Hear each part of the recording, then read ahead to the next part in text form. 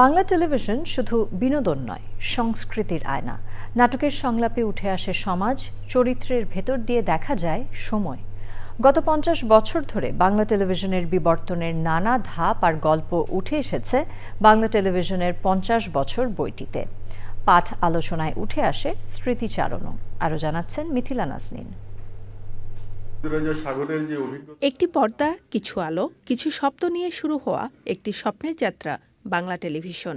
৫০ বছর আগে যে পর্দা প্রথম আলো জ্বালিয়েছিল বাঙালির ঘরে, আজও সেই পর্দাই বলে চলেছে আমাদের গল্প। টেলিভিশন ব্যক্তিত্ব ফরিদুর রেজা সাগরের লেখা বাংলা টেলিভিশনের ৫০ বছর পাঠ আলোচনায় বক্তারা বলেন, বইটি শুধু জ্ঞান বিনিময় নয়, অভিজ্ঞতা বিনিময়ও অনন্য। বাংলা টেলিভিশনের ৫০ বছর, তার আগে এটা তো ২০১৪, তার আগে ২০১১-তে উনি আরেকটা বই লিখেছিলেন, টেলিভিশন আরেক জীবন।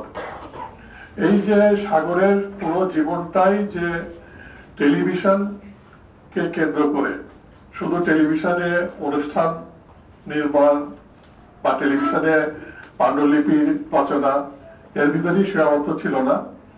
তিনি চেষ্টা করতেন যে টেলিভিশন নিয়ে আর কি করা যায়, টেলিভিশন নিয়ে আর কি করা যায়। এরপরেই তিনি টেলিভিশন নিয়ে, তিনি তো একটা ভালো লেখক, আপনারা জানেন যে শিশু সাহিত্যিক, এবং তিনি টেলিভিশন নিয়ে তিনি বেশ কিছু রচনা লিখতে থাকেন এবং তার প্রচুর গ্রন্থ, প্রায় ৫০-এর উপর গ্রন্থ আছে, ছবিও হয়েছে সাগরের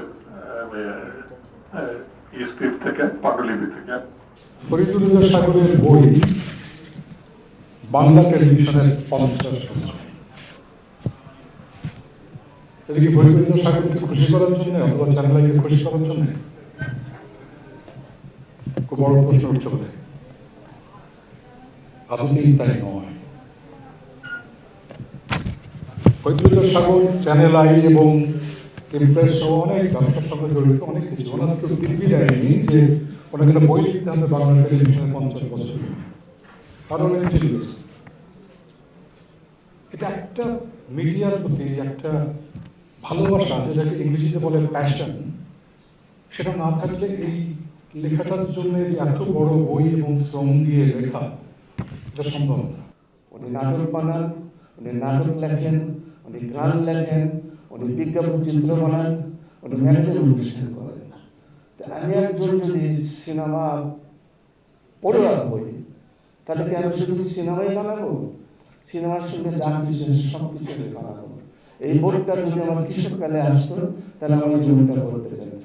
সমাজ ও মানুষের উপর ভূমিকা রাখতে বইটি অনন্য বলেও তুলে ধরেন বক্তারা। কখনোই আপনাদের পরিশ্রম বৃথা যাবে না। এই যে ৫০ বছর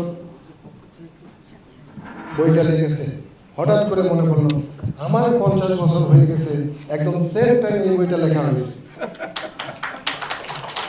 তো এইভাবে মিল হয়ে যায়, আমরা কখনোই অতীত ভুলতে পারি না। অনুষ্ঠানের সার্বিক আয়োজনে ছিল স্ট্যামফোর্ড ইউনিভার্সিটির ফিল্ম অ্যান্ড মিডিয়া বিভাগ।